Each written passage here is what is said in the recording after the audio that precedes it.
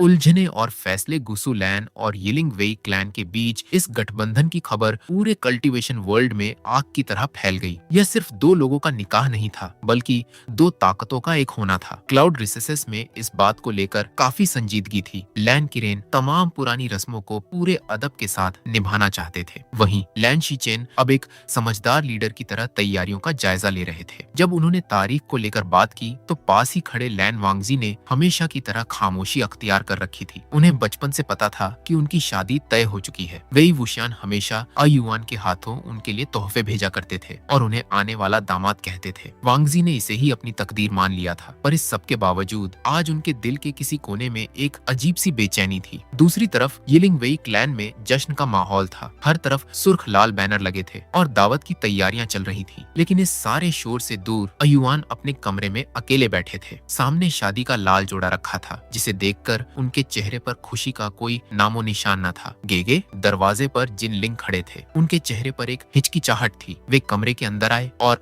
अयुआन को खामोश पाकर सीधे मुद्दे पर आ गए। तुम खुश नजर नहीं आ रहे? अयुआन ने अपनी उदासी को एक फीकी मुस्कान के पीछे छिपाने की कोशिश की। बस सब कुछ बहुत जल्दी हो रहा है। जिन लिंग ने अपने हाथ बांधे और थोड़ा सख्त लहजे में पूछा, क्या तुम वाकई लैन वांगजी से शादी करना चाहते हो? अयुआन की नजरें झुक गईं। उन्होंने दिल की बात छुपाते हुए कहा, वह बहुत नेक, जिम्मेदार और मजबूत इंसान है। हमारे खानदान हमेशा से यही चाहते थे। मैंने ये नहीं पूछा। जिन लिंग की आवाज में एक कड़वाहट और गहरा दर्द था। मैं तुम्हारी मर्जी पूछ रहा हूँ। कमरे में एक भारी खामोशी छा गई। अयुआन का दिल जिन लिंग के इस बदले हुए लहजे से तड़प उठा। वे दोनों बचपन के साथ ही थे, साथ हंसे, साथ रोए और साथ में ट्रेनिंग की। जिन लिंग हमेशा उनके बराबर खड़े रहे, हर मुश्किल में उनका साथ दिया। तुम बहुत अजीब बर्ताव कर रहे हो, जिन लिंग ने अपनी कमजोरी को छुपाने के लिए चिढ़कर कहा। अयुआन का गला भराया। जिन लिंग, मैं। इससे पहले कि वह अपने दिल का हाल बयां कर पाते, दरवाजे पर दस्तक हुई। एक खादिम ने आवाज दी, युवा मास्टर अयुआन, आपको रस्मों की बातचीत के लिए बुलाया गया है। अयुआन ने एक ठंडी सांस ली। मुझे जाना होगा। जिन लिंग ने अपना चेहरा दूसरी तरफ मोड़ लिया ताकि उनकी आंखों की नमी सामने न आए। उन्होंने सिर्फ इतना कहा, ठीक है। वेई वुशियान गलियारे में छिपे इस पूरी बातचीत को देख रहे थे। दोनों को इस हाल में देखकर उनके होठों पर एक गहरी मुस्कान आ गई। आह,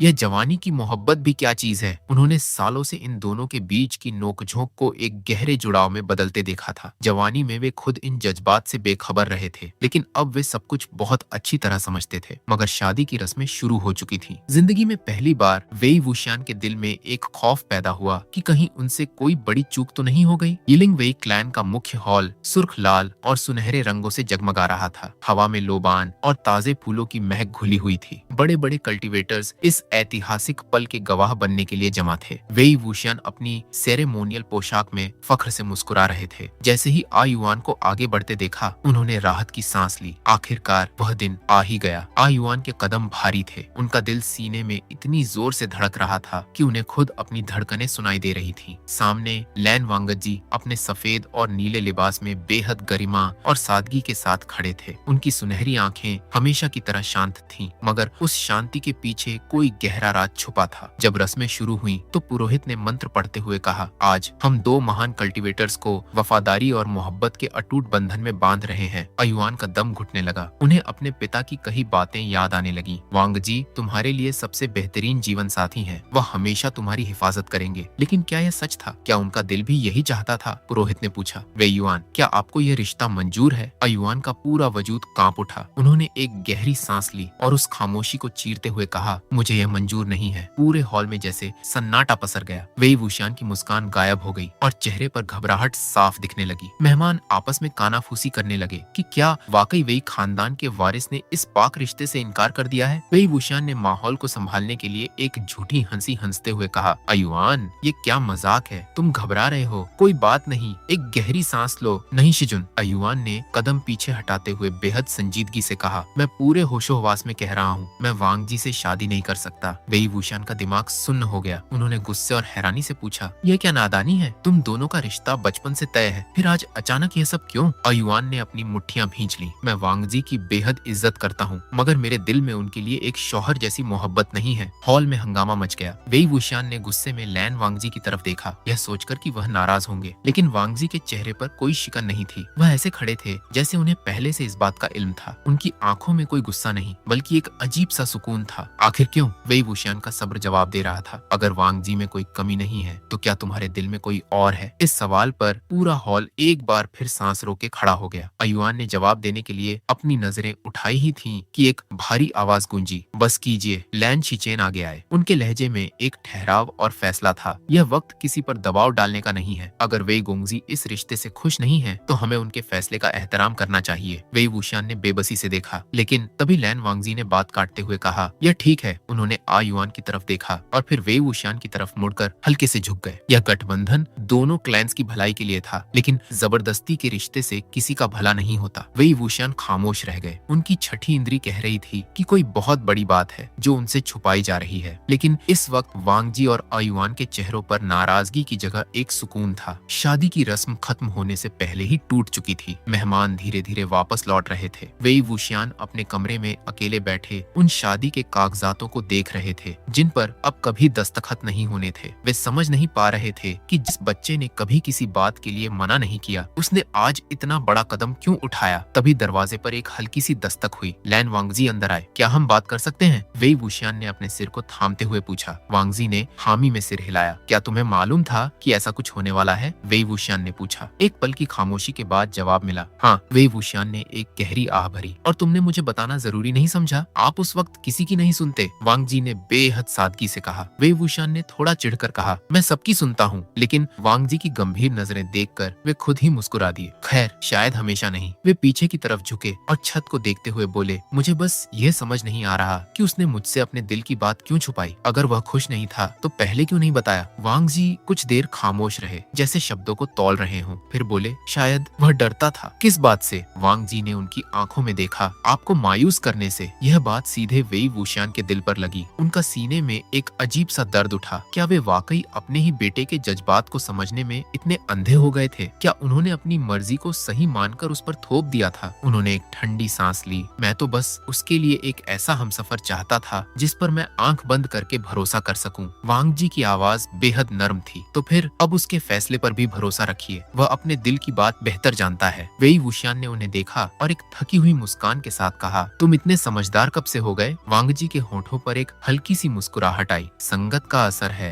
वेई वुशियान खिलखिलाकर हंस पड़े और उनके दिल का बोझ थोड़ा हल्का हो गया। लेकिन जैसे ही हंसी थमी, उनके दिमाग में एक नया और सबसे बड़ा सवाल कौंध गया। अगर आयुआन के दिल में वांगजी नहीं है तो फिर वह शख्स कौन है जिससे वह इतनी बेपनाह मोहब्बत करता है? आयुआन के इनकार की खबर पूरे कल्टीवेशन वर्ल्ड में आग की तरह फैल गई। कुछ ही घंटों में हर बड़ा खानदान इस वाक़े पर थू थू करने लगा। यिलिंग वेई क्लैन के मुख्य हॉल में तमाम बड़े लीडर्स जमा थे और उनकी आवाजें दीवारों से टकराकर गूंज रही थीं। यह सरासर बदतमीजी है। जियांग क्लैन के एक बुजुर्ग ने गुस्से से लाल होकर कहा, सरेआम मंडप में शादी से इनकार, यह हमारे तौर तरीकों की तौहीन है। जिन क्लैन के एक नुमाइंदे ने तंज कसते हुए कहा, और वह भी लैन खानदान के छोटे साहब से रिश्ता तोड़ा है। वेई क्लैन ने सीधे सीधे गुसु लैन की इज्जत पर हाथ डाला है। वेई वुशियान सबसे ऊंची गद्दी पर बैठे थे। उनका जबड़ा कस गया था। वे खुद अभी तक आयुआन के इस फैसले को समझ नहीं पाए थे और यहाँ सारे बुजुर्ग भेड़ियों की तरह उन पर झपट रहे थे। नी क्लैन के एक लीडर ने हाथ बांधते हुए कहा, वेई जोंगजू, यह दो बड़े घरानों का सियासी और रूहानी गठबंधन था। इस तरह सरेआम बदनामी किसी के हक में अच्छी नहीं है। वेई वुशियान ने एक गहरी और ठंडी सांस ली। वे खुद को टोकने से रोक रहे थे। वे जानते थे कि इस कल्टीवेशन की दुनिया में ताकत जितनी ही अहमियत साख रेपुटेशन की भी होती है। आयुआन के एक फैसले ने न सिर्फ उनके अपने खानदान को कटघरे में खड़ा कर दिया था, बल्कि अनजाने में लैन वांगजी के मान सम्मान को भी ठेस पहुंचाई थी। तभी एक और बुजुर्ग आगे बढ़े जिनकी आंखों में चालाकी थी। और उस लैन वांगजी का क्या, जिसे मंडप में अकेला छोड़ दिया गया? यह किस बात का इशारा है? क्या वह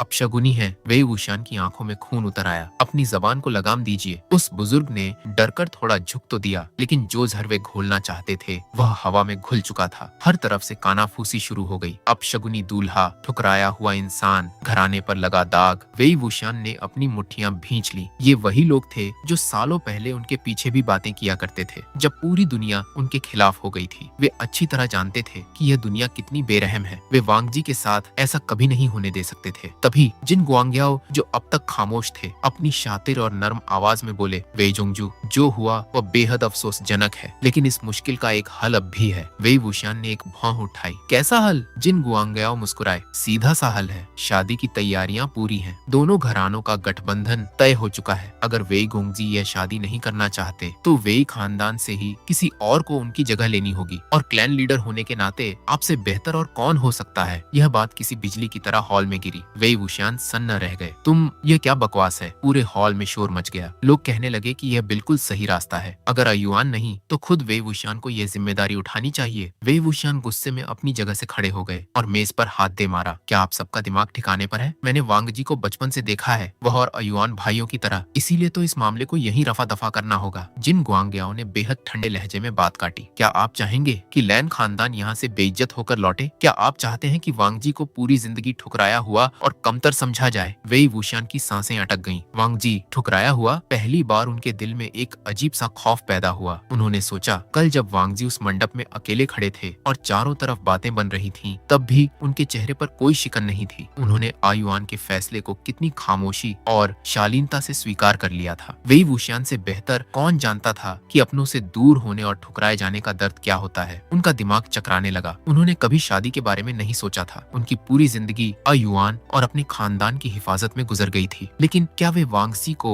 इस दर्द और बदनामी के दलदल में अकेला छोड़ सकते थे? चारों तरफ के ताने और मशवरे उनके दिमाग पर हथौड़े की तरह चल रहे थे। लैन खानदान की नाक का सवाल है। अगर कोई वांगजी से शादी नहीं करेगा तो उन पर हमेशा के लिए अपशगुन का ठप्पा लग जाएगा। वेई वुशियान ने अपनी आंखें बंद कर लीं। उन्हें महसूस हुआ कि फर्ज की जंजीरें उनके पैर जकड़ रही हैं और फिर उन्होंने एक बड़ा फैसला कर लिया। अगली सुबह वेई वुशियान लैन खानदान के मेहमानों के कमरे के बाहर खड़े थे। उनके हाथ पीछे बंधे थे और दिल सीने में बुरी तरह धड़क रहा था, लेकिन चेहरे पर उन्होंने एक अजीब सी संजीदगी ओढ़ रखी थी। दरवाजा खुला और सामने लैन वांगजी अपने हमेशा की तरह साफ सफेद लिबास में खड़े थे। उनकी सुनहरी आंखें बिल्कुल शांत थीं। वेई वुशियान ने एक गहरी सांस ली और अंदर कदम बढ़ाया। वांगजी, मुझे तुमसे कुछ जरूरी बात करनी है। लैन वांगजी ने बस हामी में सिर हिलाया और खामोशी से सुनने लगे। वेई वुशियान ने अपना थूक निगला। वे हमेशा से लापरवाह रहे थे। बिना सोचे समझे कदम उठाना उनकी आदत थी, लेकिन आज की बात बहुत अलग थी। उन्होंने खुद को संभाला और बोलना शुरू किया। ये जितने भी खानदान बाहर बैठे हैं, ये इस बात को इतनी आसानी से रफा दफा नहीं होने देंगे। उन्होंने एक फीकी हंसी हंसते हुए कहा, उनका मानना है कि अगर अयुआन तुमसे शादी नहीं कर रहा तो उसकी जगह मुझे तुमसे शादी कर लेनी चाहिए। यह सुनते ही लैन वांगजी की उंगलियों में एक हल्की सी हरकत हुई। वेई वुशियान की आवाज और धीमी हो गई। वे कह रहे हैं कि अगर कोई तुमसे शादी नहीं करेगा तो यह बहुत बड़ी बदनामी होगी। दुनिया तुम्हें अपशगुनी समझने लगेगी। वांगजी के चेहरे पर कोई भाव नहीं आया, लेकिन उनकी आंखों की गहराई थोड़ी और डार्क हो गई। वेई वुशियान ने चेहरे पर एक नकली मुस्कान लाने की कोशिश की जो उनकी आंखों तक नहीं पहुंच पाई। तो मैंने सोचा, अगर किसी को तुमसे शादी करनी ही है तो क्यों ना वह इंसान मैं ही बन जाऊं। कमरे में एक गहरी खामोशी छा गई। वेई वुशियान खुद को तैयार कर रहे थे कि अभी वांगजी मना कर देंगे। वे कहेंगे कि यह सब बकवास है और उन्हें किसी के एहसान या तरस की जरूरत नहीं है। लेकिन तभी वांगजी के होठों से निकला, ठीक है। वेई वुशियान ने हैरान होकर अपनी पलकें झपकाईं। क्या तुम मान गए इतनी आसानी से? लैन वांगजी ने एक कदम आगे बढ़ाया, दोनों के बीच का फासला कम करते हुए। उनकी आवाज धीमी थी मगर उसमें एक अजीब सा ठहराव था। मुझे कोई एतराज नहीं है। वेई वुशियान उन्हें फटी आंखों से देखते रह गए। उनके पास कहने को कोई शब्द नहीं बचे थे। वे सोच रहे थे कि आखिर यह पलक झपकते ही क्या से क्या हो गया। यिलिंग वेई क्लैन का मुख्य हॉल आज उन्हें सबसे ज्यादा दमघुंटू महसूस हो रहा था। वेई वुशियान एक बड़े आईने के सामने खड़े थे और खुद के अक्स को निहार रहे थे। कंधों पर मौजूद वह सुर्ख लाल शादी का जोड़ा कपड़ों से ज्यादा जिम्मेदारियों की वजह से भारी लग रहा था। उन्होंने पहले भी लाल रंग पहना था, मैदान जंग में खून खराबे के बीच, लेकिन कभी किसी ऐसे रिश्ते के लिए नहीं जो उन्हें बांध दे। लाल रंग खुशियों का, जश्न का प्रतीक होता है, मगर आज के दिन में खुश होने जैसा कुछ भी नहीं था। यह फैसला कुछ ही घंटों पहले लिया गया था और अब तैयारियां इतनी हड़बड़ी में की जा रही थीं, जैसे बुजुर्गों को डर हो कि अगर थोड़ी भी देर हुई तो कोई अपना मन न बदल ले। एक खादिम ने उनकी आस्तीन पर बने सोने के धागों के काम को ठीक करते हुए कहा, वेई जोंगजू, आपका सेहरा बस आता ही होगा। वेई वुशियान ने उसकी बात पर ध्यान नहीं दिया। उनका दिमाग कहीं और था। लैन वांगजी, इस वक्त वह भी किसी दूसरे कमरे में इसी तरह खड़ा होगा। लोग उसे भी लाल जोड़े में तैयार कर रहे होंगे। क्या उसके दिल में भी यही सब चल रहा होगा जो मेरे दिल में है? वेई वुशियान को उम्मीद थी कि वांगजी मना कर देंगे, लेकिन उसने इतनी सादगी से इसे स्वीकार कर लिया जैसे यह सब पहले से तय था, जैसे इस बात से कोई फर्क ही नहीं पड़ता था। वेई वुशियान ने अपनी मुट्ठियां भींच ली। तभी दरवाजा खुला और जियांग चेंग अंदर दाखिल हुए। उनके चेहरे पर कोई भाव नहीं था। बाहर सब तैयार हैं। वेई वुशियान ने एक ठंडी सांस ली। बिल्कुल, वे सब तो तैयार होंगे ही। दुनिया के तानों को ज्यादा दिनों तक खींचने का मौका जो नहीं देना चाहते। जियांग चेंग ने अपने हाथ बांधे और पूछा, क्या तुम वाकई ये सब करने जा रहे हो? वेई वुशन उनकी तरफ मुड़े, क्या मेरे पास कोई और रास्ता है? जियांग चेंग ने तीखे लहजे में कहा, तुम हमेशा ऐसा बर्ताव करते हो जैसे तुम्हारे पास कोई रास्ता ही ना हो, लेकिन रास्ता होता है। तुम इस फैसले के खिलाफ लड़ सकते थे। वेई वुशान ने तंजिया अंदाज में कहा, और फिर क्या होता? दुनिया वांग जी को ठुकराया हुआ मान लेती। तुम जानते हो कि ये लोग कितने जालिम हैं। जियांग चेंग कुछ पल के लिए खामोश रहे, फिर बोले, और तुम्हारा क्या? क्या तुमने एक बार भी सोचा कि तुम खुद क्या चाहते हो? वेई वुशान ने एक नकली मुस्कान ओढ़ ली, क्या इससे कोई फर्क पड़ता है? जियांग चेंग बहस करना चाहते थे, लेकिन आखिर में उन्होंने सिर्फ एक भारी सांस छोड़ी। चलो अब। वेई वुशान ने आखिरी बार आईने में खुद को देखा और बाहर निकल गए। फर्ज के नगाड़े बज चुके थे और अब पीछे हटने का कोई रास्ता नहीं था। शादी का पूरा हॉल लाल और सुनहरे रंगों से सजा था और दीवारों पर लगी लालटेनें मध्यम रोशनी बिखेर रही थीं। मेहमान पहले ही जुट चुके थे और उनकी कानाफूसी का शोर बैकग्राउंड में लगातार गूंज रहा था। कोई इस ड्रामे की बात कर रहा था तो कोई इस अचानक हुई शादी पर हैरान था। लेकिन जैसे ही दूल्हा हॉल में आया, सबकी नजरें वहीं टिक गईं। वेई वुशियान ने हॉल में कदम रखा। उनका लाल जोड़ा जमीन को छूता हुआ आगे बढ़ रहा था। हॉल के दूसरे छोर पर लैन वांगजी खड़े थे। वे भी लाल लिबास में थे। उनके हमेशा के सफेद कपड़ों की जगह शादी के पारंपरिक रंगों ने ले ली थी। मोमबत्तियों की मध्यम रोशनी में उनके कपड़ों पर की गई सोने की नक्काशी चमक रही थी और उस लाल रंग के बीच उनका सफेद चेहरा और भी निखर कर सामने आ रहा था। उनका चेहरा हमेशा की तरह शांत था, लेकिन खड़े होने का अंदाज उतना ही सीधा और गरिमापूर्ण था। वह वाकई बहुत हसीन लग रहे थे, मगर उनकी सुनहरी आंखों में कोई खुशी नहीं थी। वेई वुशियान ने पास जाते हुए एक फीकी मुस्कान के साथ कहा, चलो, कम से कम हम दोनों इस लिबास में एक जैसे ही अजीब लग रहे हैं। लैन वांगजी ने बिना कुछ कहे बस उन्हें देखा। वेई वुशियान की वह नकली मुस्कान भी गायब हो गई। रस्में शुरू हुई। बुजुर्गों ने कस्में पढ़नी शुरू की, जिनकी आवाजें हॉल में गूंज रही थीं। यह बंधन बहुत सीधा था। 3 बार झुकना, जाम से घूंट लेना और लाल रेशम का लेन देन। उन्होंने आसमान के आगे सिर झुकाया, उन्होंने अपने बड़ों के आगे सिर झुकाया और फिर उन्होंने एक दूसरे के आगे सिर झुकाया और इसी के साथ सब कुछ मुकम्मल हो गया। इस पूरी रस्म में मोहब्बत का एक लफ्ज भी नहीं कहा गया, न ही दोनों की नजरें आपस में मिली। वहाँ सिर्फ एक चीज थी, फर्ज। वेई वुशियान ने शादी की शराब का प्याला उठाया और एक बार फिर मुस्कुराने की कोशिश करते हुए कहा, तो वांगजी, हमारे इस खुशहाल मुस्तकबिल फ्यूचर के नाम। लैन वांगजी ने खामोशी से वह प्याला थाम लिया और एक ही घूंट में पी गए। हॉल तालियों की गड़गड़ाहट से गूंज उठा, लेकिन उन तालियों के पीछे वेई वुशियान को साफ तौर पर लोगों की फुसफुसाहट सुनाई दे रही थी। एक मजबूरी की शादी, एक सियासी सौदा, बिना मोहब्बत का रिश्ता। उनका सीना भारी होने लगा। उन्होंने वांगजी की तरफ देखा, यह सोचकर कि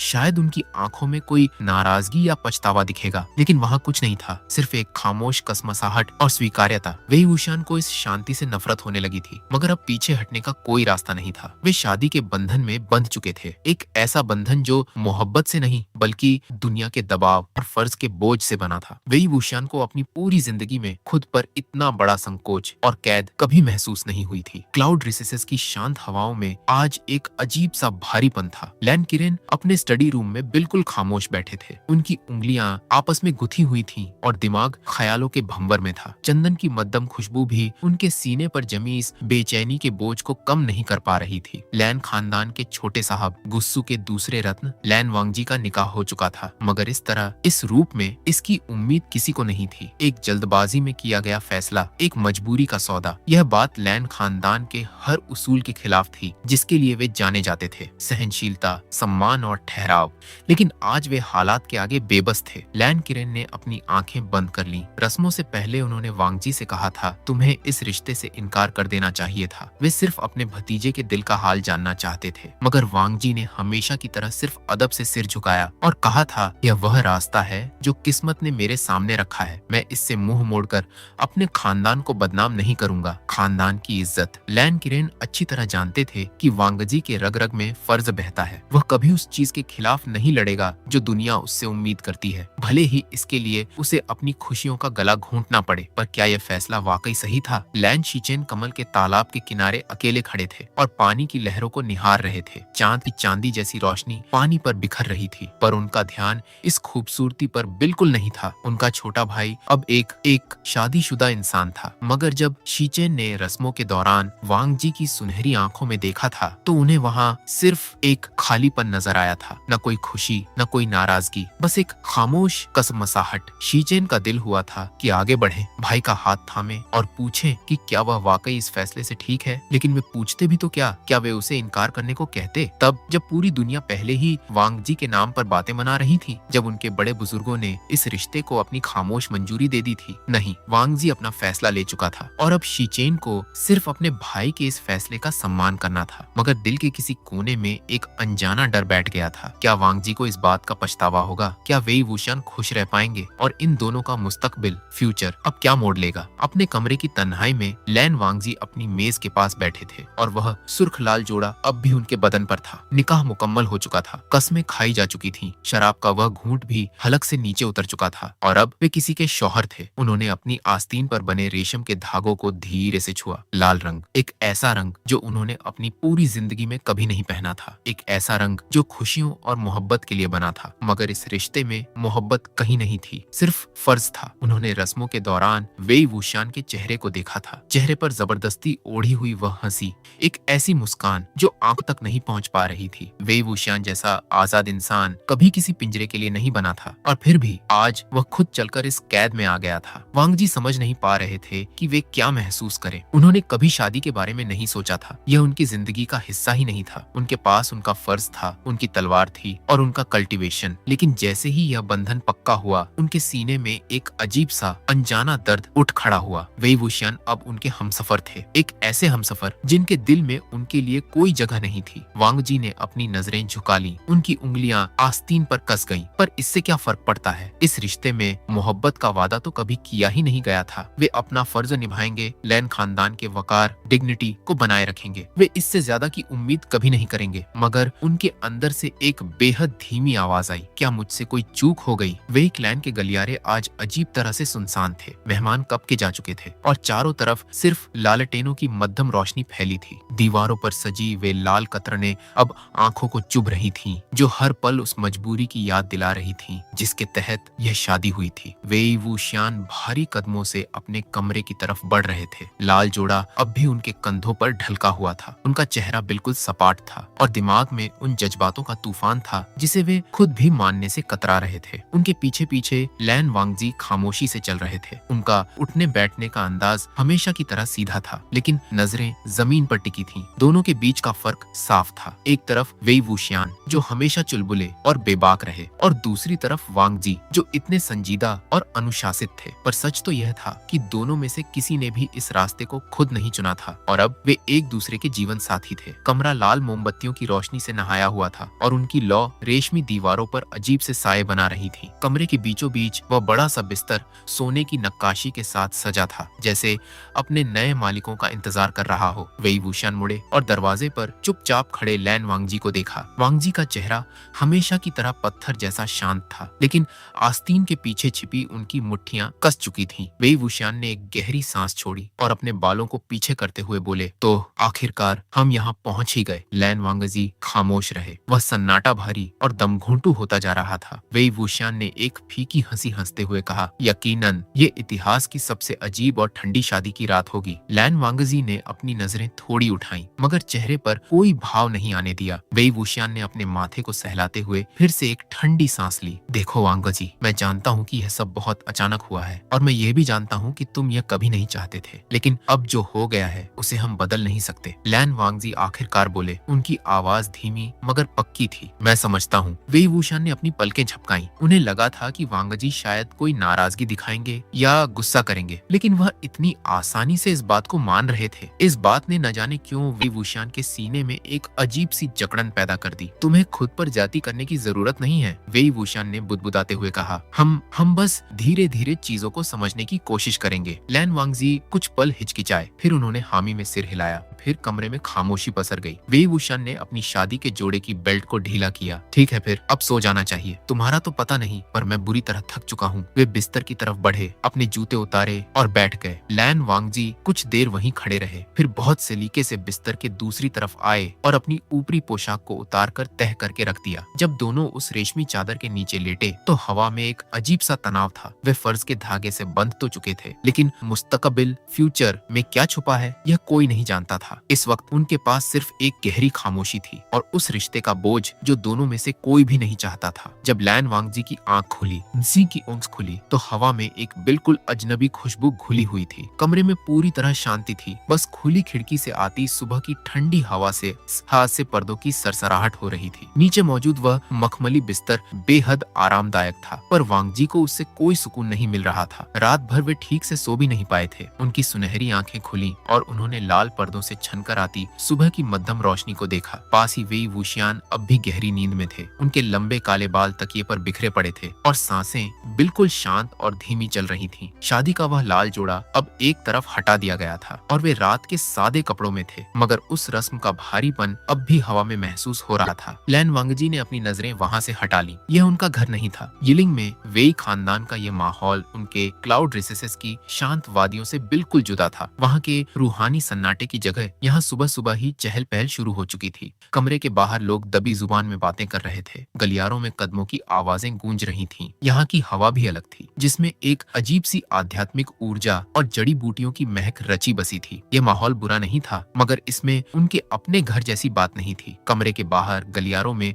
शिष्यों के बीच कानाफूसी का दौर जारी था। क्या तुमने सुना? हान गुआंगजुन रात भर हमारे लीडर के ही कमरे में ठहरे थे। तो और क्या उम्मीद थी तुम्हें? आखिर अब दोनों की शादी जो हो चुकी है। लेकिन क्या मास्टर वेई वाकई इस रिश्ते से खुश हैं? उन्होंने तो पहले कभी किसी को अपना हमसफर बनाने की बात नहीं की थी। वेई खानदान के शिष्य अपने लीडर के वफादार तो थे, लेकिन अपनी उत्सुकता को छुपा नहीं पा रहे थे। उन्होंने सालों से वेई वुशियान को एक बेबाक कल्टीवेटर से लेकर आज एक ताकतवर लीडर बनते देखा था, मगर इस मोड़ की उम्मीद किसी को नहीं थी। कुछ परेशान थे, कुछ को राहत थी और कुछ बस यह देखने के लिए रुके थे कि आगे क्या होता है। बिस्तर पर थोड़ी हलचल हुई और वेई वुशियान ने एक अंगड़ाई लेते हुए अपनी आंखें खोली। एक पल के लिए उनकी नजरें वांगजी से मिली और उन्होंने फौरन अपना चेहरा दूसरी तरफ घुमा लिया। आह, सही कहा, वेई वुशियान ने अपने चेहरे को मलते हुए बुदबुदाया। हमारी शादी हो चुकी है। लैन वांगजी चुप रहे। वेई वुशियान ने एक फीकी हंसी हंसते हुए कहा, बुरा मत मानना वांगजी, पर सुबह सुबह तुम्हारे बराबर में जागना मेरी सोच से कहीं ज्यादा अजीब लग रहा है। फिर भी वांगजी की तरफ से कोई जवाब नहीं आया। वेई वुशियान ने एक गहरी सांस ली और अपने हाथ फैलाए। अच्छा बाबा, ठीक है, इतना संजीदा चेहरा बनाने की जरूरत नहीं है। चलो अब इस दिन का सामना करते हैं। नाश्ता करना, खानदान के लोगों से मिलना और वे सारे उबाऊ काम निपटाना। वे बिस्तर से उठे, अपनी नींद को झटकते हुए अपनी पोशाक की तरफ हाथ बढ़ाया। जब वे अपनी कमर पर बेल्ट बांध रहे थे तो उन्होंने मुड़कर वांगजी को देखा। क्या तुम आ रहे हो? लैन वांगजी बस एक पल के लिए रुके, फिर उन्होंने हामी में सिर हिलाया। सुबह के जरूरी स्नान और दिनचर्या को मुकम्मल करने के बाद दोनों ने एक साथ उस कमरे से बाहर कदम रखा, उस दुनिया के सामने जो अब उन्हें एक शादीशुदा जोड़े के रूप में देख रही थी। जैसे ही वेई वुशियान और लैन वांगजी ने नाश्ते के हॉल में कदम रखा, वहाँ मौजूद हर एक शख्स की नजरें उन पर टिक गईं। सुबह की मध्यम धूप खुली खिड़कियों से छनकर आ रही थी, जिससे कमरे में लंबे साये बन रहे थे। हवा में एक अजीब सा भारीपन था, जैसे कल रात के वाकये का साया अब भी हर किसी के जहन पर हावी हो। वेई वुशियान ने हमेशा की तरह अपनी घबराहट को छुपाने के लिए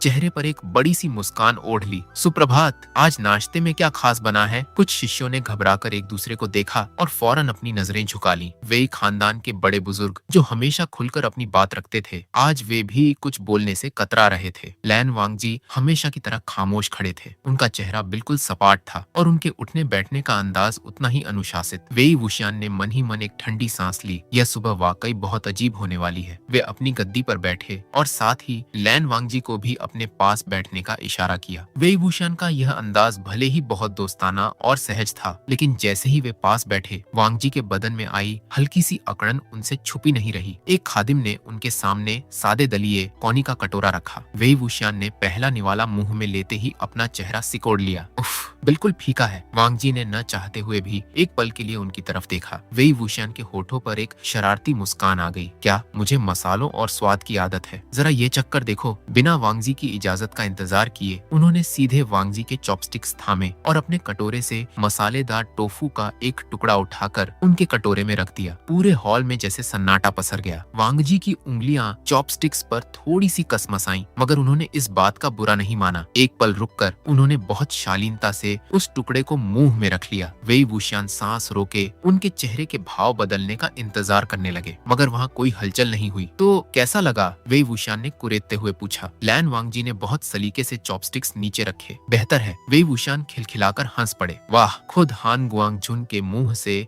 इतनी बड़ी तारीफ सुनना तो खुशकिस्मती है। उनकी हंसी देखकर कुछ शिष्यों ने भी राहत की सांस ली और माहौल का तनाव थोड़ा कम हुआ, मगर वह बेचैनी अब भी हवा में घुली थी, जो उन नजरों से साफ बयां हो रही थी, जो चुपके से इस नए शादीशुदा जोड़े को निहार रही थी। यह कोई मोहब्बत की शादी नहीं थी, यह बात वहाँ बैठा हर एक शख्स जानता था। लेकिन सवाल ये था कि वे दोनों कब तक इस फर्ज का नाटक निभा पाएंगे। नाश्ते के बाद वेई वुशन वांगजी को लेकर बाहर आंगन की तरफ आ गए। वेई खानदान का यह मुख्य हिस्सा हमेशा की तरह चहल पहल से भरा था। शिष्य कतारों में तलवारबाजी का अभ्यास कर रहे थे और खादिम बगीचे को संवारने में जुटे थे। सब कुछ पहले जैसा ही आम था, मगर इन दोनों के लिए कुछ भी आम नहीं था। लैन वांगजी उनके बराबर में खड़े थे, हाथ आस्तीन के पीछे बंधे हुए थे और नजरें कहीं दूर टिकी थीं। वे इस माहौल का हिस्सा कभी थे ही नहीं, फिर भी आज वे यहाँ खड़े थे। वेई वुशान ने अपनी गर्दन को सहलाते हुए एक गहरी सांस ली। वांगजी देखो, वे कुछ पल के लिए हिचकिचाए, जैसे लफ्जों को तौल रहे हो। मैं जानता हूँ कि यह सब जो हुआ वह सही नहीं था। मैं तुमसे यह उम्मीद भी नहीं कर रहा कि तुम इस शादी से बहुत खुश होगे, लेकिन मैं इस रिश्ते की तौहीन कभी नहीं होने दूंगा। लैन वांगजी ने बीच में ही बात काटते हुए कहा। वेई वुशान ने अपनी पलकें झपकाईं। मेरा वह मतलब नहीं था, मैं अपने फर्ज को अच्छी तरह समझता हूँ। वांगजी की आवाज धीमी थी, मगर उसमें एक पक्का इरादा था। मेरी वजह से न तो लैन खानदान की साख पर कोई आंच आएगी और न ही वेई खानदान के सम्मान को कोई ठेस पहुंचेगी। वेई वुशन उन्हें बस देखते रह गए। वांगजी के लहजे में न तो कोई शिकवा था, न गुस्सा और न ही कोई उदासी। वहाँ सिर्फ एक खामोश स्वीकार्यता थी, और इस बात ने वेई वुशान के सीने में एक अजीब सा दर्द जगा दिया। क्या इस तरह सब कुछ ठीक हो जाएगा? उन्होंने इस ख्याल को झटक दिया। अब इसके अलावा वे कर भी क्या सकते थे? निकाह मुकम्मल हो चुका था और पीछे मुड़ने का कोई रास्ता नहीं था। वेई वुशान ने मुस्कुराने की कोशिश की। अच्छा बाबा, ठीक है, इतना संजीदा होने की जरूरत नहीं है। चलो इस नई जिंदगी का सामना बहुत आराम से एक एक दिन के साथ करते हैं। क्यों? लैन वांगजी ने अपना सिर हल्के से झुकाया। वादा नहीं था, मगर फिर भी यह एक शुरुआत थी। इस वक्त के लिए इतना ही काफी था। दोपहर की धूप अब ढलने लगी थी जब वेई वुशियान और लैन वांगजी मुख्य हॉल से बाहर निकले। आंगन शिष्यों के अभ्यास की आवाजों से गूंज रहा था। तलवारों के टकराने की खनक और पत्थरों पर पड़ते उनके कदमों की थाप साफ सुनाई दे रही थी। वेई वुशियान अपने हाथ सिर के पीछे बांधे हमेशा की तरह बेफिक्र अंदाज में आगे चल रहे थे, मगर उस नकली मुस्कान के पीछे उनका दिमाग ख्यालों के भंवर में उलझा हुआ था। लैन वांगजी हमेशा की तरह खामोशी ओढ़े उनके पीछे पीछे चल रहे थे। उनकी शादी को अभी एक दिन भी पूरा नहीं हुआ था, लेकिन वेई वुशियान को अभी से इस रिश्ते का बोझ अपने कंधों पर महसूस होने लगा था। शिष्यों की कानाफूसी और दुनिया की उम्मीदें उनका दम घोंट रही थीं, मगर इन सबसे ज्यादा जो बात उन्हें परेशान कर रही थी वह खुद लैन वांगजी थे। लैन खानदान के इस वारिस के दिल का हाल समझना हमेशा से ही नामुमकिन रहा था, लेकिन आज ऐसा लग रहा था जैसे दोनों के बीच एक ऐसी दीवार खड़ी हो गई है जिसे पार करना नामुमकिन हो। वेई वुशियान ने थोड़ा नाटक करते हुए एक ठंडी सांस ली। वांगजी, अगर तुम पूरे रास्ते मेरे पीछे किसी साए की तरह खामोश चलने वाले हो तो कम से कम कुछ कहो तो सही। यह खामोशी बड़ी डरावनी है। लैन वांगजी ने कोई जवाब नहीं दिया। वेई वुशियान ने थोड़ा चिढ़कर कहा, तुम्हें पता है नए शादीशुदा जोड़े अपनी सुबह की शुरुआत बातें करके करते हैं ताकि वे एक दूसरे को थोड़ा और बेहतर समझ सकें। वांगजी ने अपनी सुनहरी आंखें उनकी तरफ घुमाई। क्या आप मुझसे बातचीत करना चाहते हैं? वेई वुशियान सकपका गए। अरे, जब तुम इस तरह सीधे पूछते हो तो ऐसा लगता है जैसे मैं ही बातें करने के लिए मरा जा रहा हूँ। वांगजी फिर खामोश हो गए। वेई वुशियान ने मुस्कुराते हुए अपना सिर झटका। चलो ठीक है, मैं समझ गया, तुम वो गंभीर और कम बोलने वाले इंसान हो। उन्होंने आसमान की तरफ देखते हुए अपनी आंखें सिकोड़ी। क्या तुम्हें सच में इस जबरदस्ती के रिश्ते से कोई शिकायत नहीं है? लैन वांगजी बस एक पल के छोटे से हिस्से के लिए हिचकिचाए, फिर बोले, ये मेरा फर्ज है। वेई वुशियान के कदम वहीं ठिठक गए। वे मुड़े और वांगजी के चेहरे को बहुत गौर से देखने लगे। उस चेहरे पर न तो कोई गुस्सा था, न कोई पछतावा, बस एक असीम शांति थी। यह देखकर वेई वुशियान के दिल में एक अजीब सी टीस उठी। वह इसके खिलाफ लड़ता नहीं है, वह कोई बहस नहीं करता, वह बस इसे अपनी तकदीर मान लेता है। वेई वुशियान समझ नहीं पा रहे थे कि वांगजी का यह रवैया उनके लिए चीजें आसान बना रहा था या और भी ज्यादा मुश्किल। जब वे दोनों गलियारे से गुजर रहे थे तो खादिमों और शिष्यों ने बहुत अदब से झुककर उन्हें सलाम किया, मगर उनकी पीठ पीछे फुसफुसाहट का सिलसिला थम नहीं रहा था। मास्टर वेई के चेहरे पर तो कोई शिकन ही नहीं है। हान गुआंगजुन वाकई बहुत संजीदा हैं। न जाने उनके दिल पर क्या गुजर रही होगी। क्या तुम्हें लगता है कि वे दोनों कभी? वेई वुशियान ने एक जोर की सांस छोड़ते हुए उन बातों को बीच में ही काट दिया। अगर आप लोग मेरे बारे में ही बात कर रहे हैं तो कम से कम कुछ नया सोचिए। मैं जानता हूँ कि मैं बहुत हसीन हूँ और एक बेहतरीन शौहर साबित होऊंगा। मुझे बार बार याद दिलाने की जरूरत नहीं है। यह सुनते ही शिष्यों ने शर्म के मारे अपने चेहरे दूसरी तरफ घुमा ली। लैन वांगजी के चेहरे पर हमेशा की तरह कोई भाव नहीं आया। वेई वुशियान ने उनकी तरफ देखकर शरारत से कहा, देखा वांगजी, इसे कहते हैं लोगों का मुंह बंद करना। लैन वांगजी ने बस अपना सिर थोड़ा सा झुकाया। गैर जरूरी। वेई वुशियान हंस पड़े, भले ही वह हंसी थोड़ी फीकी थी। तुम्हें तंग करने में बहुत मजा आने वाला है ना? इससे पहले कि वांगजी कुछ कहते, वेई खानदान के एक बुजुर्ग उनके पास आए। मास्टर वेई अनगुआंग झुन, उन्होंने झुककर सलाम किया। आज शाम को तमाम बड़े घरानों के लीडर्स जमा हो रहे हैं। वे आप दोनों की मौजूदगी की उम्मीद करते हैं। वेई वुशियान ने एक भौं उठाई। एक और सभा? क्या शादी के ड्रामे के वक्त की सियासत काफी नहीं थी? बुजुर्ग थोड़ा हिचकिचाए। यह बहुत जरूरी है। इस शादी के बाद कल्टीवेशन वर्ल्ड के हालात बदल चुके हैं। वेई वुशियान ने हार मानते हुए कहा, ठीक है, हम वहाँ आ जाएंगे। बुजुर्ग ने हामी भरी और चले गए। वेई वुशियान ने वांगजी की तरफ देखकर मुस्कुराते हुए कहा, तो क्या तुम तैयार हो उन बूढ़े लोगों की बातें सुनने के लिए जो हमारे सामने ही हमारे मुस्तकबिल का फैसला करेंगे और ऐसा बर्ताव करेंगे जैसे हम वहाँ हैं ही नहीं? वुशियान ने अपनी आंखें घुमाई। तुम सच में बहुत कम बोलते हो। क्यों? वांगजी ने बहुत शांत नजरों से उन्हें देखा। शाम ढलते ढलते वेई खानदान के मुख्य हॉल में कई बड़े घरानों के नुमाइंदे जुट चुके थे। जिन खानदान, नी खानदान, लैन खानदान और कई छोटे मोटे संप्रदाय भी वहाँ मौजूद थे और इन सबके जुटने की इकलौती वजह थी यह शादी। वेई वुशियान सबसे आगे की गद्दी पर बैठे थे और लैन वांगजी उनके बिल्कुल बगल में थे। यह एक ऐसा नजारा था जिसकी कल्पना किसी ने सपने में भी नहीं की थी। यिलिंग वेई क्लैन के बेबाक लीडर और लैन खानदान के सबसे अनुशासित वारिस एक दूसरे के जीवन साथी के रूप में साथ बैठे थे। जिन खानदान के लीडर जिन गुआंगशान ने सबसे पहले खामोशी तोड़ी, मेरा मानना है कि यहाँ मौजूद सभी लोगों की भलाई इसी में है कि हम आने वाले कल पर खुलकर बात करें। वेई वुशियान ने मुस्कुराते हुए कहा, आने वाले कल की कैसी बात? मेरी शादी की। मैं आपको यकीन दिलाता हूँ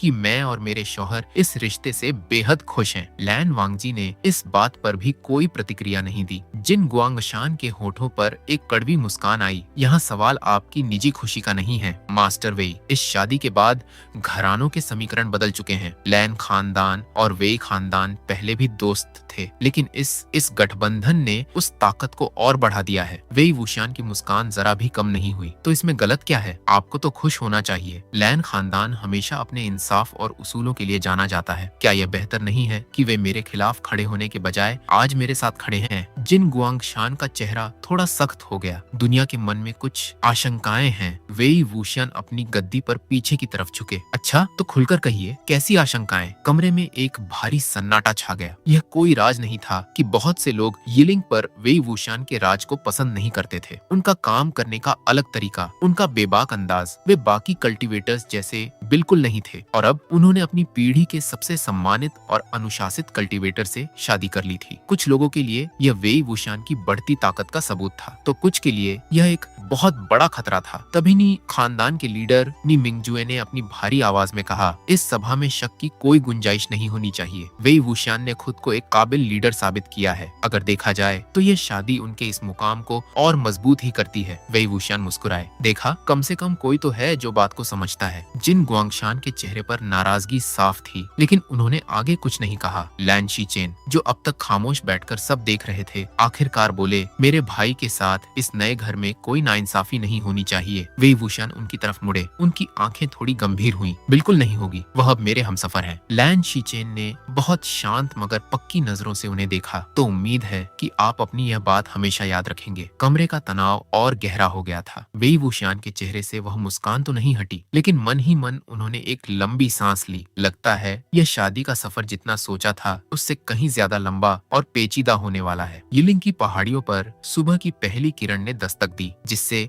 वेई खानदान के मुख्य निवास पर एक मध्यम सी रोशनी बिखर गई। शादी का सारा शोर शराबा अब थम चुका था और जिंदगी अपनी पुरानी रफ्तार पर लौटने लगी थी। वेई वुशियान सबसे ऊंची बालकनी पर अकेले खड़े थे। वे सूरज निकलने से पहले ही जाग गए थे। नीचे फैले इस विशाल साम्राज्य को देखते हुए आज उनके दिल में एक अजीब सा एहसास था। उत्सव का वह माहौल अब गायब हो चुका था। मेहमान धीरे धीरे विदा हो रहे थे और हर तरफ एक खामोश तनाव पसरा था। तभी पीछे से कपड़ों की एक हल्की सी सरसराहट हुई। वुशियान मुड़े नहीं, उन्हें मुड़ने की जरूरत भी नहीं थी, क्योंकि वे अपने इस नए नवेले हमसफर की मौजूदगी को बहुत अच्छी तरह पहचानते थे। वही ठहराव, वही शांति और वही असीम खामोशी। ऐसा लगता है कि मेहमानों की रवानगी का वक्त हो गया है। वेई वुशियान ने एक जिम्मेदार लीडर की तरह संजीदा लहजे में कहा। लैन वांगजी उनके बराबर में आकर खड़े हो गए। वेई खानदान के गहरे रंगों के बीच उनका सफेद लिबास बहुत नुमाया प्रोमिनेंट लग रहा था। दोनों के बीच कुछ पल के लिए सन्नाटा छा गया। वेई वुशियान आखिरकार मुड़े और उन्होंने बहुत अदब से अपना सिर हिलाया। मैं उन्हें विदा करने जा रहा हूँ, तुम्हें भी तैयारी कर लेनी चाहिए। लैन खानदान के लोग